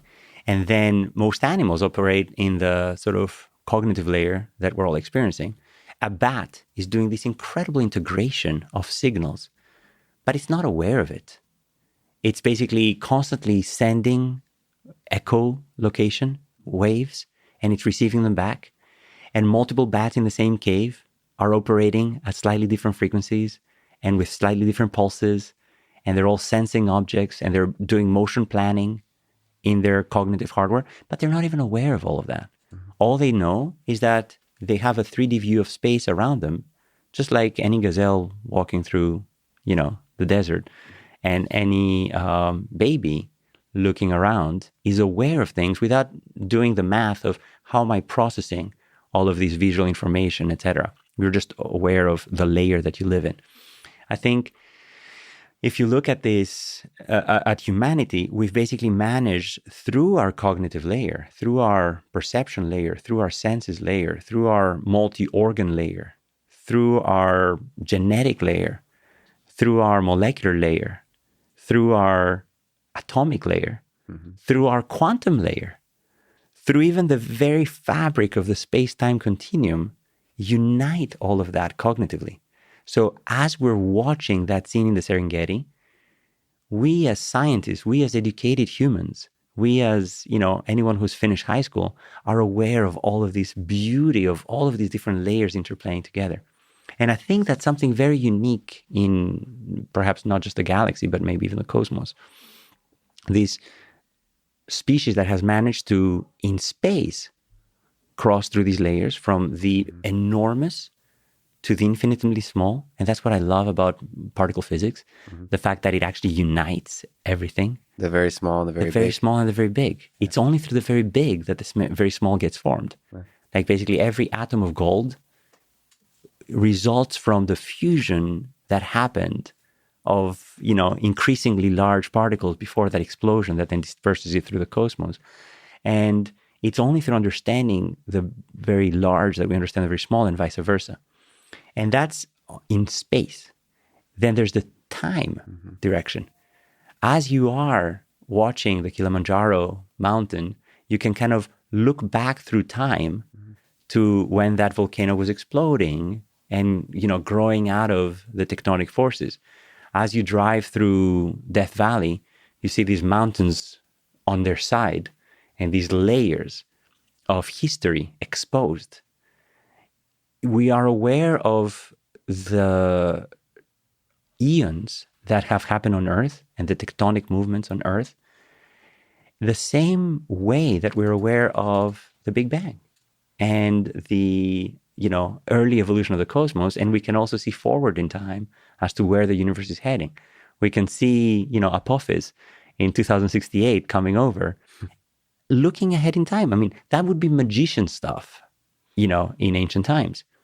So what I love about humanity and its role in the universe is that, if there's a God watching, he's like, finally, somebody figured it out.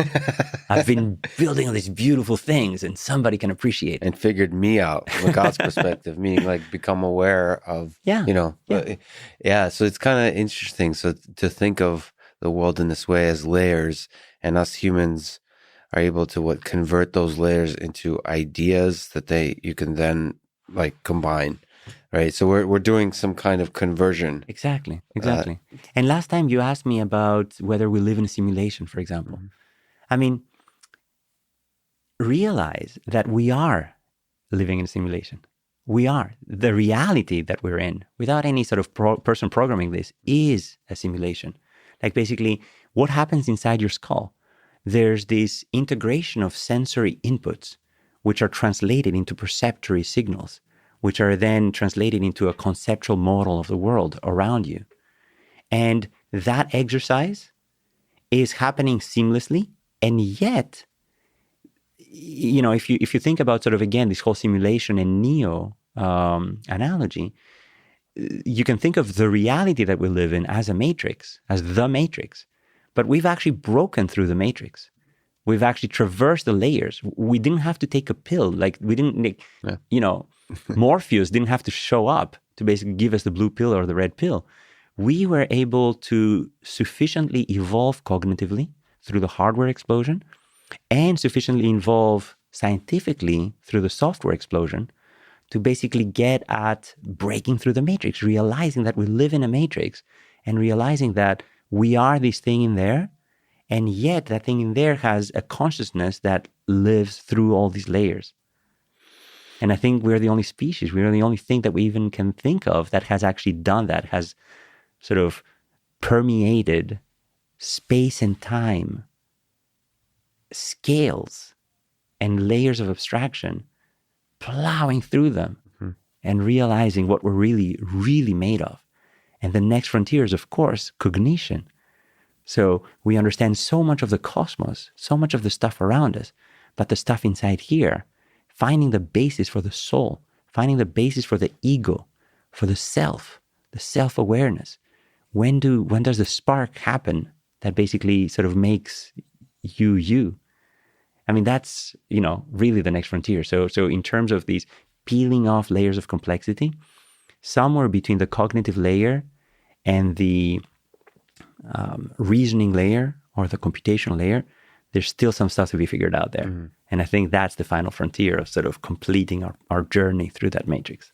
And maybe duplicating it in other versions of ourselves through AI, which is another very exciting possibility. What I love about AI and the way that it operates right now is the fact that it is unpredictable. There's emergent behavior in our cognitively capable artificial systems that we can certainly model, but we don't encode directly. And that's a key difference. So we like to say, of course, this is not really intelligent because we coded it up. Mm-hmm. And we've just put in these little parameters there, and there's 6 billion parameters, and once you've learned them, we kind of understand the layers. But that's an oversimplification. It's like saying, of course, humans, we understand humans. They're just made out of neurons and, layers of cortex, and there's a visual area, and but every human is encoded by a ridiculously small number of genes compared to the complexity of our cognitive apparatus. 20,000 genes is really not that much, out of which a tiny little fraction are in fact encoding all of our cognitive functions. The rest is emergent behavior. The rest is the cortical layers doing their thing. In the same way that when we build, these conversational systems or these cognitive systems or these deep learning systems, we put the architecture in place, but then they do their thing. And in some ways, that's creating something that has its own identity. That's creating something that's not just, it's not the early AI where if you hadn't programmed what happens in the grocery bags when you have both cold and hot and hard and soft, the system wouldn't know what to do. No, you basically now just program the primitives, and then it learns from that. So even though the origins are humble, just like it is for our genetic code for AI, even though the origins are humble, the result of it being deployed into the world is infinitely complex. And yet there's not, it's not yet able to be cognizant of all the other layers of its, it's not able to think about space and time. It's not able to think about the hardware on which it runs, the electricity on which it runs yet. So if you look at humans, we basically have the same cognitive architecture as monkeys, as the great apes. It's just a ton more of it. Mm-hmm. If you look at GPT-3 versus GPT-2, again, it's the same architecture, just more of it. And yet it's able to do so much more. Yeah. So if you start thinking about sort of what's the future of that, GPT-4 and GPT-5, do you really need fundamentally different architectures, or do you just need a ton more hardware? And we do have a ton more hardware. Like, these systems are nowhere near what humans have between our ears. So, there's something to be said about stay tuned for emergent behavior. We keep thinking that general intelligence might just be forever away, but it could just simply be that we just need a ton more hardware, and that humans are just not that different from the great apes, except for just a ton more of it. Yeah, it's interesting that in the AI community, maybe it is a human-centric fear, but the notion that GPT-10 will be will achieve general intelligence is something that people shy away from, that there has to be something totally different and new added to this. And yet it's not seriously considered that this very simple thing, this very simple architecture, when scaled, might be the thing that achieves superintelligence. And people think the same way about humanity and human consciousness. They're like, oh, consciousness might be quantum, or it might be, some non-physical thing. Yeah. And it's like, or it could just be a lot more of the same hardware that now is sufficiently capable of self-awareness just because it has the neurons to do it. So maybe the consciousness that is so elusive is an emergent behavior of you basically string together all these cognitive capabilities that come from running, from seeing, for reacting, from predicting the movement of a fly as you're catching it through the air. All of these things are just like great lookup tables encoded in a giant neural network. I mean, I'm oversimplifying, of course, the complexity and the diversity of the different types of excitatory and inhibitory neurons, the waveforms that sort of shine through the connections across all these different layers, the amalgamation of signals, etc. The brain is enormously complex. I mean, of course. But again, it's a small number of primitives encoded by a tiny number of genes, which are self-organized and shaped by their environment. Babies that are growing up today are listening to language from conception. Basically, as soon as the auditory apparatus forms, it's already getting shaped to the types of signals that are out in the real world today. So it's not just like, oh, have an Egyptian be born and then ship them over. It's like, no, that Egyptian would be listening in to the complexity of the world and then getting born and sort of seeing just how much more complex the world is. So it's a combination of the underlying hardware, which, if you think about as a geneticist, in my view, the hardware gives you an upper bound of cognitive capabilities, but it's the environment that makes those capabilities shine and reach their maximum. So we're a combination of nature and nurture. The nature is our genes and our cognitive apparatus, and the nurture is the richness of the environment that makes that cognitive apparatus reach its potential. And we are so far from reaching our full potential. So far. I think that kids being born 100 years from now, they'll be looking at us now and saying what primitive educational systems they had. I can't believe people were not wired into this, virtual reality from birth as we are now, because they're clearly inferior and so on and so forth. So I basically think that our environment will continue exploding, and our cognitive capabilities, it's not like, oh, we're only using 10% of our brain. That's ridiculous. Of course, we're using 100% of our brain, but it's still constrained by how complex our environment is. So the hardware will remain the same, but the software, in a quickly advancing environment, the software will make a huge difference in the nature of the human experience, the human condition. It's fascinating to think that humans will look very different 100 years from now just because the environment changed, even though we're still the same great apes, the descendant of apes. At the core of this is kind of a notion of ideas that, I don't know if there's a lot of people that's, including you, eloquently about this topic, but Richard Dawkins talks about the notion of memes and this notion of ideas, multiplying, selecting in the minds of humans. Do you ever think about ideas from that perspective, ideas as organisms themselves that are breeding in the minds of humans? I love the concept of memes. I love the concept of this horizontal transfer of ideas and sort of permeating through our layer of interconnected neural networks. So you can think of sort of the cognitive space that has now connected all of humanity, where we are now one giant information and idea sharing network, well beyond what was thought to be ever capable when the concept of a meme was created by Richard Dawkins. So, but I want to take that concept just into another twist, which is the horizontal transfer of humans with fellowships. Mm-hmm. And the fact that as people apply to MIT from around the world, there's a selection that happens not just for their ideas, but also for the cognitive hardware that came up with those ideas. So we don't just ship ideas around anymore. They don't evolve in a vacuum. The ideas themselves influence the distribution of cognitive systems, i.e. humans and brains, around the planet. Yeah, we ship them to different locations based on their properties. That's exactly right.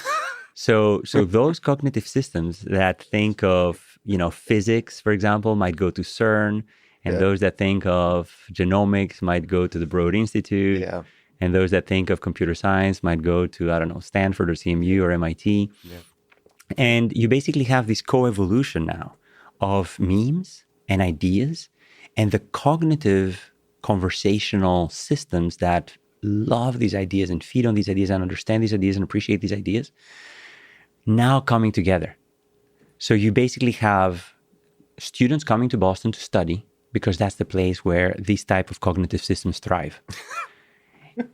And they're selected based on their cognitive output and their idea output. But once they get into that place, the boiling and interbreeding of these memes becomes so much more frequent. Yes. That what comes out of it is so far beyond if ideas were evolving in a vacuum of an already established hardware cognitive interconnection system of the planet, where now you basically have the ideas shaping the distribution of these systems, and then the genetics kick in as well. You basically have now these people who came to be a student, kind of like myself, who now stuck around and are now professors, bringing up our own genetically encoded and genetically related cognitive systems. Mine are 8, 6, and 3 years old, who are now growing up in an environment surrounded by other cognitive systems of a similar age, with parents who love these types of thinking and ideas.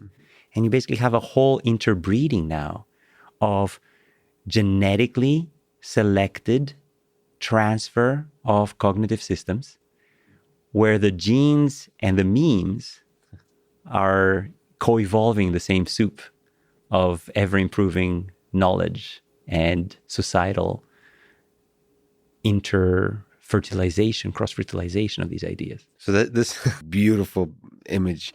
So these are shipping these actual meat cognitive systems to physical locations. They tend to cluster in the biology ones cluster in a certain building too. So like within that, there's clusters on top of clusters on top of clusters. What about in the online world? Do you also see that kind of, because people now form groups on the internet that they stick together, so they can sort of these cognitive systems can collect themselves and breed together in different layers of spaces. It doesn't just have to be physical space. Absolutely. So basically there's the physical rearrangement, but there's also the conglomeration of the same cognitive system. Doesn't need to be, i.e. human, doesn't need to belong to only one community. Yeah. So yes, you might be a member of the computer science department, but you can also hang out in the biology department. But you might also go online into, poetry department readings and so on and so forth. Or you might be part of a group that only has 12 people in the world, but that are connected through their ideas and are now interbreeding these ideas in a whole other way. So this coevolution of genes and memes is not just physically instantiated, it's also sort of rearranged, in this cognitive space as well. And sometimes these cognitive systems hold conferences and they all gather around, and there's like one of them is like talking and they're all like listening, and then they discuss, and then they have free lunch and so on. No, but then that's where you find students where, when I go to a conference, I go through the posters where I'm on a mission. Basically, my mission is to read and understand what every poster is about. And for a few of them, I'll dive deeply and understand everything. But I make it a point to just go poster after poster in order to read all of them. And I find some gems and students that I speak to that sometimes eventually join my lab. Mm-hmm. And then sort of you're sort of creating this permeation of, the transfer of ideas, of ways of thinking, and very often of moral values, of social structures, of, just more imperceptible properties of these cognitive systems that simply just cling together. Basically, I have the luxury at MIT of not just choosing smart people, but choosing smart people who I get along with, who are generous and friendly and creative and smart and, excited and childish in their uninhibited behaviors and so on and so forth. So you basically can choose to surround yourself with people who are not only cognitively compatible, but also, imperceptibly through the meta cognitive systems compatible. And again, when I say compatible, not all the same. Sometimes, not sometimes, all the time, the teams are made out of complementary components, not just compatible, but very often complementary. So in my own team, I have a diversity of students who come from very different backgrounds. There's a whole spectrum of biology to computation, of course, but within biology, there's a lot of realms. Within computation, there's a lot of realms. And what makes us click so well together is the fact that not only do we have a common mission, a common passion, and a common, view of the world, but that we're complementary in our skills, in our angles with which we come at it, and so on and so forth. And that's sort of what makes it click. Yeah, it's fascinating that the stickiness of multiple cognitive systems together includes both the commonality. So you meet because there's some common thing, but you stick together because you're different in all the useful ways. Yeah. And my wife and I mean, we adore each other like to pieces, but we're also extremely different in many ways. And that's beautiful. She's going to be listening to this. But I love that about us. I love the fact that, I'm like living out there in the, world of ideas and I forget what day it is. And she's like, well, at 8 a.m., the kids better be to school. And, I do get yelled at. But I need it. Basically, I need her as much as she needs me. And she loves interacting with me and talking. I mean, last night we were talking about this. And I showed her the questions and we were bouncing ideas off each other. And it was just beautiful. Like we basically have these, basically cognitive, let it all loose kind of dates where, we just bring papers and we're like, bouncing ideas, etc. So, we have extremely different perspectives, but very common, goals and interests. And anyway. What do you make of the communication mechanism that we humans use to share those ideas? Because like one essential element of all of this is not just that we're able to have these ideas, but we're also able to share them. We tend to, maybe you can correct me, but we seem to use language to share the ideas. Maybe we share them in some much deeper way than language. I don't know. But what do you make of this whole mechanism and how fundamental it is to the human condition? So some people will tell you that your language dictates your thoughts and your thoughts cannot form outside language. I tend to disagree. I see thoughts as much more abstract. As, basically when I dream, I don't dream in words. I dream in shapes and forms and, three-dimensional space with extreme detail. I was describing, so when I wake up in the middle of the night, I actually record my dreams. Sometimes I write them down in a Dropbox file. Other times I'll just dictate them in, audio. And my wife was giving me a massage the other day because like my left side was frozen. And I started playing the recording.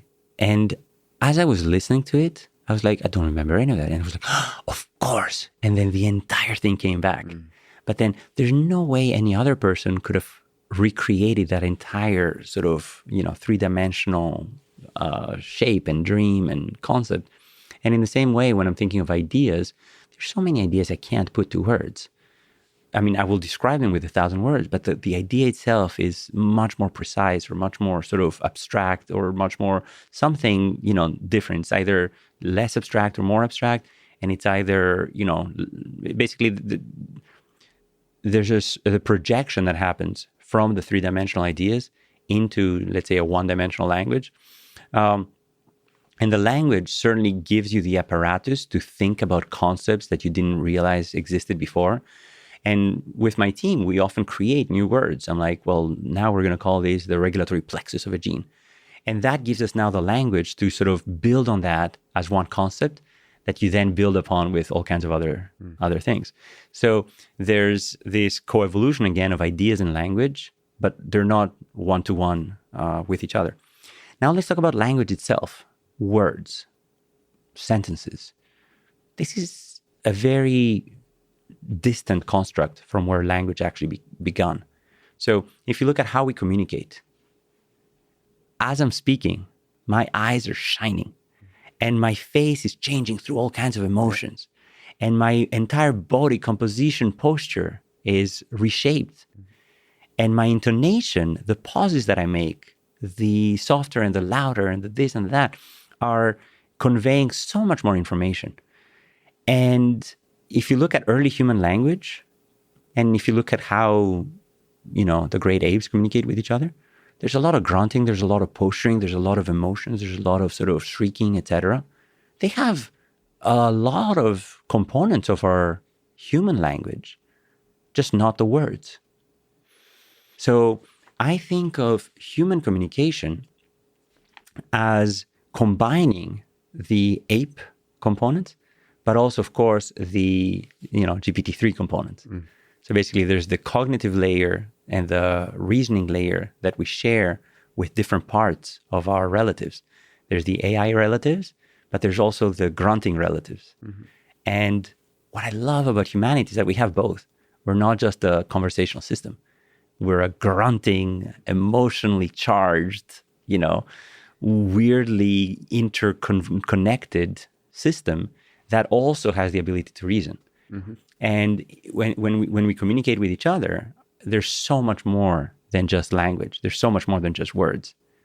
It does seem like we're able to somehow transfer even more than the body language. It seems that in the room with us is always a giant knowledge base of like shared experiences, different perspectives on those experiences, but I don't know, the knowledge of who the last 3-4 presidents in the United States was, and just all the, 9/11, the tragedies in 9/11, all the beautiful and terrible things that happen in the world. They're somehow both in our minds and somehow enrich the ability to transfer information. What I love about it is I can talk to you about 2001 Odyssey of Space and mention a very specific scene, and that evokes all these feelings that you had when you first watched it. We're both visualizing that, and maybe in different ways. Exactly. But in and not only that, but the feeling is brought back up, just like you said, with the dreams. We both have that feeling arise in some form as you bring up the Hal, facing his own mortality. It's fascinating that we're able to do that, but I don't know. Now, let's talk about Neuralink for a second. So what's the concept of Neuralink? The concept of Neuralink is that I'm going to take whatever knowledge is encoded in my brain, directly transfer it into your brain. So this is a beautiful, fascinating, and extremely sort of, appealing concept. But I see a lot of challenges surrounding that. The first one is we have no idea how to even begin to understand how knowledge is encoded in a person's brain. I mean, I told you about this paper that we had recently with Li Hui Tsai and Asaf Marco that basically was looking at these engrams that are formed with combinations of neurons that co-fire when a stimulus happens, where we can go into a mouse and select those neurons that fire by marking them, and then see what happens when they first fire, and then select the neurons that fire again when the experience is repeated. These are the recall neurons. And then there's the memory consolidation neurons. So we're starting to understand a little bit of sort of the distributed nature of knowledge encoding and experience encoding in the human brain and in the mouse brain. And the concept that we'll understand that sufficiently one day to be able to take a snapshot of what does that scene from Dave losing his mind, of Hal losing his mind and talking to Dave, how is that scene encoded in your mind? Imagine the complexity of that. But now imagine suppose that we solve this problem. And the next enormous challenge is, how do I go and modify the next person's brain to now create the same exact neuronal connections? So that's an enormous challenge right there. So basically, it's not just reading, it's now writing. And again, what if something goes wrong? I don't want to even think about that. That's number 2. And number 3, who says that the way that you encode, Dave, I'm losing my mind, and I encode, Dave, I'm losing my mind, is anywhere near each other? Basically, maybe the way that I'm encoding it is twisted with my childhood memories of running through, the pebbles in Greece, and yours is twisted with your childhood memories of growing up in Russia. And there's no way that I can take my encoding and put it into your brain, because it'll A, mess things up, and B, be incompatible with your own unique experiences. So that's telepathic communications from human to human. That's fascinating. You're reminding us that there's 2 biological systems on both ends of that communication. Yeah. The easier, I guess, maybe half as difficult thing to do, and the hope with Neuralink is that we can communicate with an AI system. So where one side of that is a little bit more controllable, but even just that is exceptionally difficult. Let's talk about two neuronal systems talking to each other. Suppose that GPT-4 tells GPT-3, hey, give me all your knowledge. Right? It's ready. That's hilarious. I have 10 times more hardware. I'm ready. Just feed me. What's GPT-3 going to do? Is it going to say, oh, here's my 10 billion parameters? No. No way. The simplest way, and perhaps the fastest way for GPT-3 to transfer all its knowledge to its older buddy that has a lot more hardware, is to regenerate every single possible human sentence that it can possibly create. Just keep talking. Keep talking and just re-encode it all together. So maybe what language does is exactly that. It's taking one generative cognitive model, it's running it forward to emit utterances that kind of make sense in my cognitive frame, and it's re-encoding them into yours through the parsing of that same language. And I think the conversation might actually be the most efficient way to do it. So not just talking, but interactive. So talking back and forth, asking questions, interrupting. I love it. So GPT-4 will constantly be interrupting. Just annoying it. Annoyingly. But the beauty of that is also that as we're interrupting each other, there's all kinds of misinterpretations that happen. That, as basically when my students speak, I will often know that I'm misunderstanding what they're saying. And I'll be like, hold that thought for a second. Let me tell you what I think I understood, which I know is different from what you said. And then I'll say that. And then someone else in the same Zoom meeting will basically say, well, here's another way to think about what you just said. And then by the third iteration, we're somewhere completely different.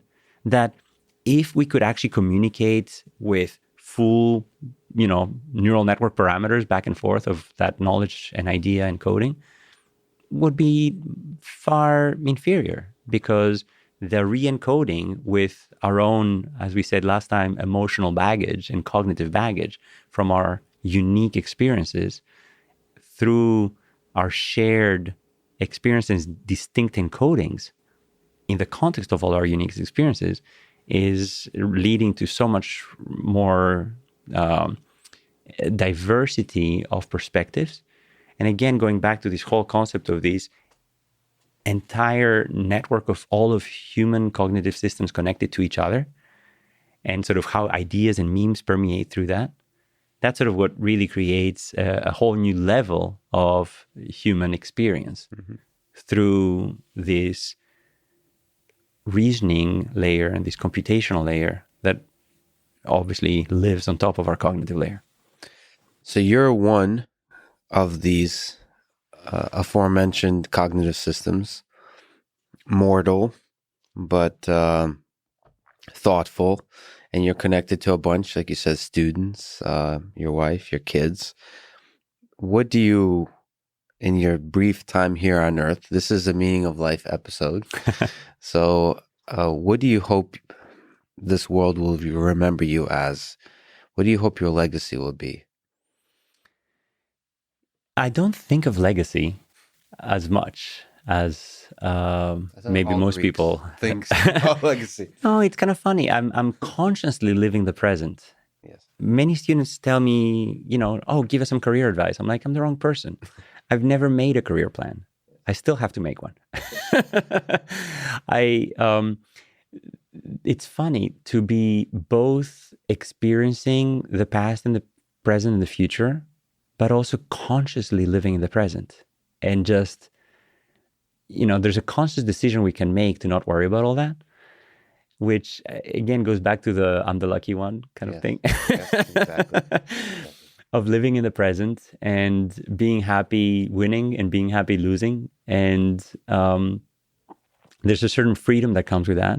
But again, a certain sort of, ephemerity of living for the present. But if you step back from all of that, where basically my current modus operandis is live for the present, make, every day the best you can make, and just make the local blip of local maxima of the universe, of the awesomeness of the planet and the town and the family that we live in, both academic family and biological family. Make it a little more awesome by being generous to your friends, being generous to the people around you, being, kind to your enemies, and, just showing love all around. You can't be upset at people if you truly love them. If somebody yells at you and insults you every time you say the slightest thing, and yet when you see them, you just see them with love, it's a beautiful feeling. It's like, I'm feeling exactly like when I look at my 3-year-old who's like screaming. Even though I love her and I want her good, she's still screaming and saying, no, no, no, no, no. And I'm like, I love you, genuinely love you. Yeah. But I can sort of kind of see that your brain is kind of stuck in that little, mode of anger. Mm-hmm. And, there's plenty of people out there who don't like me. And I see them with love. You still love them. As a child that is stuck in a cognitive state that they're eventually going to snap out of, or maybe not, and that's okay. So there's that aspect of sort of, experiencing, life with the best intentions. And, I love when I'm wrong. I had a friend who was like one of the smartest people I've ever met, who would basically say, oh, I love it when I'm wrong because it makes me feel human. Wow. And it's so beautiful. I mean, she's really one of the smartest people I've ever met. And she was like, oh, it's such a good feeling. And I love being wrong. But there's something about self-improvement. There's something about sort of how do I not make the most mistakes, but attempt the most rights and do the fewest wrongs, but with the full knowledge that this will happen. That's one aspect. So through this life in the present, what's really funny is, and that's something that I've experienced more and more, really thanks to you and through these podcasts, is this enormous number of people who will basically comment, wow, I've been following this guy for so many years now. Or, wow, this guy has inspired so many of us in computational biology, and so on and so forth. And I'm like, I don't know any of that. Yeah. But I'm only discovering this now through this sort of sharing our emotional states and our cognitive states with a wider audience, where suddenly I'm sort of realizing that, wow, maybe I've had a legacy. Yes. Like basically I've trained generations of students from MIT, and I've put all of my courses freely online since 2001. So basically all of my video recordings of my lectures have been online since 2001. So countless generations of people from across the world will meet me at a conference and say, like, I was at this conference where somebody heard my voice and it's like, I know this voice. I've been listening to your lectures. Yes. And it's just such a beautiful thing where, like, we're sharing widely, and who knows which students will get where from whatever they catch out of these lectures, even if what they catch is just inspiration and passion and drive. So there's this intangible, legacy, quote unquote, that every one of us has through the people we touch. one of my friends from undergrad basically told me, oh, my mom remembers you vividly from when she came to campus. I'm like, oh, I didn't even meet her. She's like, no, but she sort of saw you interacting with people and said, wow, he's exuding this positive energy. And there's that aspect of sort of just motivating people with your kindness, with your passion, with your generosity, and with your, just selflessness of just give. Doesn't matter where it goes. I've been to conferences where basically people will, I'll ask them a question and then they'll come back to, or like there was a conference where I asked somebody a question. They said, oh, in fact, this entire project was inspired by your question 3 years ago at the same conference. Yes. And I'm like, wow. And then on top of that, there's also the ripple effect. So you're speaking to the direct influence of inspiration or education, but there's also like the follow-on things that happen to that. And there's this ripple that from you, just this one individual. And from every one of us, everyone. That's what I love about humanity. The fact that every one of us shares genes and genetic variants with very recent ancestors with everyone else. So even if I die tomorrow, my genes are still shared through my cousins and through my uncles and through my, immediate family. And of course, I'm lucky enough to have my own children. But even if you don't, your genes are still permeating through all of the layers of your family. So your genes will have the legacy there, yeah. Every one of us. Yeah. Number two, our ideas are constantly intermingling with each other. So there's no person living in the planet 100 years from now who will not be directly impacted by everyone on the planet living here today. Yeah. Through genetic inheritance and through meme inheritance. That's cool to think that your ideas, Manolis, Kellis, would touch every single person on this planet. It's interesting. But not just mine. Joe Smith, who's looking at this right now, his ideas will also touch everybody. So there's this interconnectedness of humanity. And then I'm also a professor. So my day job is legacy. My day job is training, not just the thousands of people who watch my videos on the web, but the people who are actually in my class, who basically come to MIT to learn from a bunch of us. Like the cognitive systems that were shipped to this particular location. And who will then disperse back into all of their home countries. Yeah. That's what makes America the beacon of the world. We don't just export, goods. We export people. Cognitive systems. We export people who are born here, and we also export training that people born elsewhere will come here to get and will then disseminate not just whatever knowledge they got, but whatever ideals they learned. And I think that's a legacy of the US that you cannot stop with political isolation. You cannot stop with economic isolation. That's something that will continue to happen through all the people we've touched through our universities. So there's the students who took my classes, who are basically now going off and teaching their classes. And I've trained generations of computational biologists. No one in genomics who's gone through MIT hasn't taken my class. So basically there's this impact through, there's so many people in biotech who are like, hey, I took your class. That's what got me into the field 15 years ago. That's and it's amazing. Just so beautiful. Yes. And then there's the academic family that I have. So the students who are actually studying with me, who are my trainees. So this sort of mentorship of ancient Greece. So I basically have an academic family. And we are a family. There's this such strong connection, this bond of you're part of the Kellis family. So I have a biological family at home, and I have an academic family on campus. And that academic family has given me great-grandchildren already. Yes. So I've trained people who are now professors at Stanford, CMU, Harvard, WashU, everywhere in the world. And these people have now trained people who are now having their own faculty jobs. So there's basically people who see me as their academic grandfather. Yeah. And it's just so beautiful because you don't have to wait for the 18 years of cognitive, hardware development to sort of have amazing conversation with people. These are fully grown humans, fully grown adults who are, cognitively super ready and who are shaped by, and I see some of these beautiful papers and I'm like, I can see the touch of our lab in those papers. It's just so beautiful because you're like, I've spent hours with these people teaching them not just how to do a paper, but how to think. And this whole concept of, the first paper that we write together is an experience with every one of the students. So, I always tell them to write the whole first draft, and they know that I will rewrite every word. But the act of them writing it, and what I do is these like joint editing sessions where I'm like, let's co-edit. And with this co-editing, we basically have... creative destruction.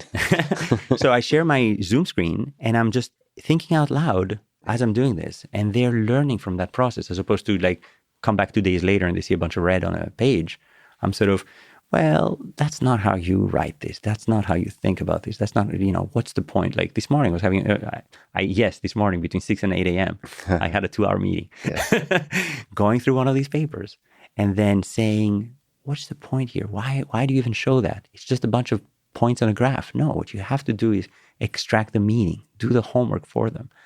And there's this nurturing, this mentorship that sort of creates now a legacy, which is infinite because they've now gone off on the, and all of that is just humanity. Mm-hmm. Then, of course, there's the papers I write. Because yes, my day job is training students, but it's a research university. The way that they learn is through the mens and manus, mind and hand. It's the practical training of actually doing research.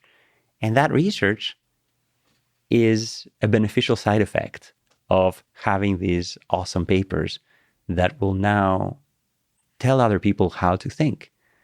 There's this paper we just posted recently on medRxiv, and one of the most generous and eloquent comments about it was like, wow, this is a masterclass in scientific writing, in analysis, in biological interpretation, and so on and so forth. It's just so fulfilling from a person I've never met or heard of. Can you say the title of the paper by any chance? I don't remember the title, but it's Single Cell Dissection of Schizophrenia. Reveals... so the two points that we found was this whole transcriptional resilience. Like there's some individuals who are schizophrenic, but they have an additional cell type or an additional cell state, which we believe is protective. And that cell state, when they have it, will cause other cells to have normal gene expression patterns. It's just beautiful. Yeah. And then that cell is connected with some of the PV interneurons that are basically sending these inhibitory brain waves through the brain. And there's another component of, there's a set of master regulators that we discovered who are controlling many of the genes that are differentially expressed. And these master regulators are themselves genetic targets of schizophrenia. And they are themselves involved in both synaptic connectivity and also in early brain development. So there's this sort of interconnectedness between synaptic development axis and also this transcriptional resilience. So, we basically made up a title that combines all these concepts. You have all these concepts, all these people working together, and ultimately these minds condense it down into a beautifully written little document that lives on and forever. That document now has its own life. Yeah. Our work has 120,000 citations. That's not just people who read it. These are people who used it to write something based on it. Yeah. That to me is just so fulfilling to basically say, wow, I've touched people. So I don't think of my legacy as I live every day. I just think of the beauty of the present and the power of interconnectedness, and just, I feel like a kid in a candy shop where I'm just like constantly, what package do I open first? And, You're the lucky one. A jack of all trades, a master of none. I think for a Meaning of Life episode, we would be amiss if we did not have at least a poem or two. Do you mind if we end in a couple of poems? Maybe a happy, maybe a sad one. I would love that. So thank you for the luxury. The first one is kind of, I remember when you were talking with Eric Weinstein about this comment of Leonard Cohen that says, but you don't really care for music, do you? Yeah. In Hallelujah. That's basically kind of like mocking its reader. Yeah. So one of my poems is a little like that. So I had just broken up with, my girlfriend, and there's this other friend who was coming to visit me. And she said, I will not come unless you write me a poem. And I was like, writing a poem on demand. So this poem is called Write Me a Poem. It goes, "Write me a poem," she said with a smile. "Make sure it's pretty, romantic, and rhymes. Make sure it's worthy of that bold flame, that love uniting us beyond a mere game." And she took off without more words, rushed for the bus, and traveled the world. A poem, I thought. This is sublime. What better way for passing the time? What better way to count up the hours before she comes back to my lonely tower? Waiting for joy to fill up my heart? Let's write a poem for when we're apart. How does a poem start? I inquired.